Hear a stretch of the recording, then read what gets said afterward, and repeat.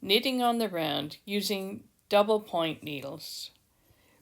What you want to avoid is a ladder in the corner of your work.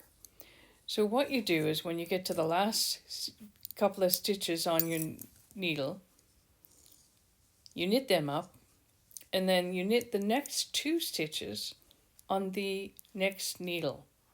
So that's actually transferring two stitches over each needle every time. By doing that, I don't know why it works exactly, but it just helps to avoid those gaps in the work. A couple of weekends ago, we did have a successful craft market where I sell wool items, knitted items, woodworking items, mainly wood signs, and soaps. And all of this is handcrafted. So it was a great market, really enjoyed it. It was one of our best markets. Some of the wood signs that I make that sell the best are the ones with cats in them. Go figure that. Because it was leading up to the Christmas market season, I decided to have some specials like these little cube soaps that have a puzzle eraser in them, and I sold them really cheap for $2 each. They were my lost lead, is it called? You know, something to draw them in, to get them looking at a low price item, and then they peruse over the, let's say, a little bit more higher priced items. Although most of my soaps, probably all, sell for $5 each. And I have little accessories that I include, like the soap rugs, the washcloths, they're always popular. And of course, the magic hats. And then in the back there is bin for adult hats. Stanley is my best salesperson. He's so exuberant and happy in what he does, and he just has a way of drawing people in.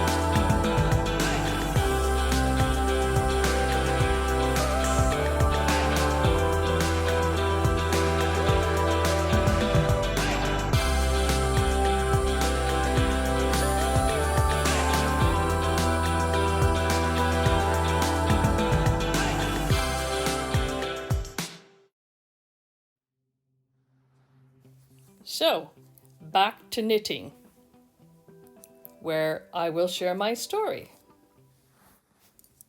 The earth is curved. The earth is purposely curved so we can't see too far down the road. There is a reason. The first reason is if we knew what was coming, we might rush ahead, take matters into our own hands, and mess it up.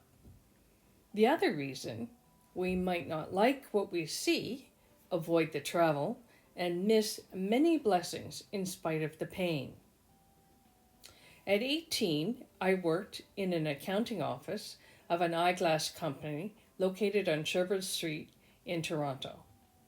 At 32, I found myself married to a man who worked in the office across the road from the eyeglass company. What would have happened if one day when I was 18, while waiting for the bus to take me home, an angel met me at the stop and said, "When you're 32, you will be married to a man working in the office across the road. You'll have two beautiful young daughters who will complete your life." Knowing what was coming, I probably would have stayed at the eyeglass company for a number of years, watching and waiting to find the man I was to marry. I'd figure he'd show up eventually, maybe entering the building across the road. Standing on the corner, I figured he'd notice me as our fate was sealed, and the rest would be history. Since I wasn't privy to that information, I moved on, securing a job in the newsroom of the Toronto Star, Canada's largest newspaper. While there, I met people who affirmed my sense of worth and added immeasurably to my experience in the field of writing and research. From there, I moved on to live and work in St. John's, Newfoundland, Canada's most easterly province. While in St. John's, I met one of my best friends in my life and was introduced to her family, who all played a strengthening, filling, and healing factor in my life. All 4 family members became a root system that continues to nourish my life even today. It was in St. John's that I married and gave birth to 2 daughters. After spending 10 years on the East Coast, my family and I moved to Ontario, back to where I started. My husband accepted a position through a headhunter service. It wasn't until a contract had been negotiated that he discovered the main office was located directly across the street from the very same office I had worked in as a teen. That's right across the road from the eyeglass company that I used to work in. And so I ended up marrying a man who worked across the street from my place of employment. If an angel had met me on the street corner years earlier, revealing my future, without laying out the plan, I might have taken matters into my own hands, probably would have, and missed certain blessings and opportunities. But wait a minute, there's more to this story. What if the angel did reveal the plan and the path for which I was intended? Consider this.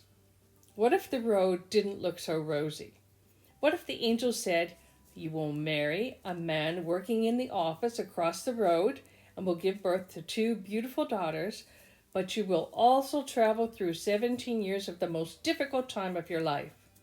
There will be times when you will feel you can't make it because you will marry an abusive husband, and not long after your husband begins work in that office across the street, the 2 of you will separate and divorce.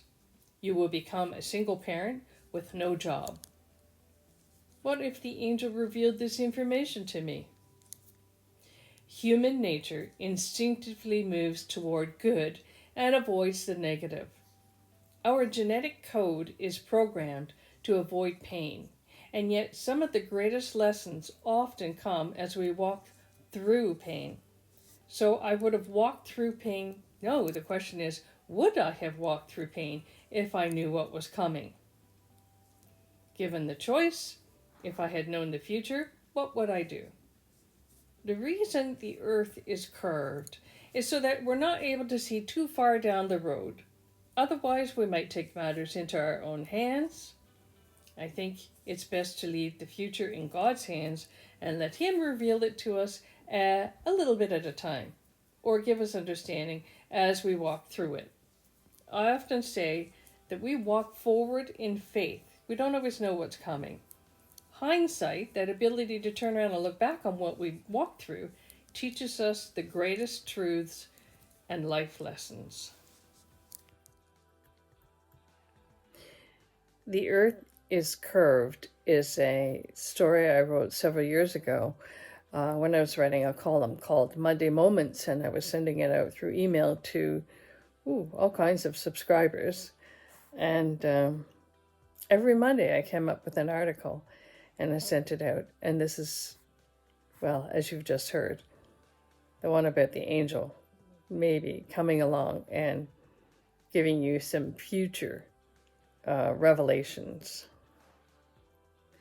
So as I was working on my tube socks this week and avoiding ladders in the corners and making my turns, I got thinking about turning points in life. We have a lot of turning points, things that happen, not necessarily what we planned on, and hit us with a big surprise. So for me, definitely choosing a man who ended up being abusive in the marriage was a turning point, not a good one, something unexpected. And the subsequent, after 13 plus years separation and then eventually divorce at 17-year mark, those were also turning points, things that I had not planned on. And this is what happens to us in life. We imagine what we would like to have occur. We make the best choices that we can at the time with the information that we have. And unfortunately, negative events do occur. And it's in those moments that they're definitely turning points, but it's in those moments that we actually find out how strong we are and how resilient we are. And we can turn those points without ladders in our life. Actually, if I just use the whole analogy, if we do get ladders, they can be little instruments, little tools that we can use to transition from one point to another. But anyways, so as I was knitting, I was thinking about turning points. And although a lot of turning points can appear to be very negative for us and very hurtful and difficult to go through, they can also be some of the best times of our life. So if you're facing one of those turning points, try to view it with an element of faith, knowing that you do have the strength to get through it. You do have the abilities, the resilience, and it's going to turn out better in the long run.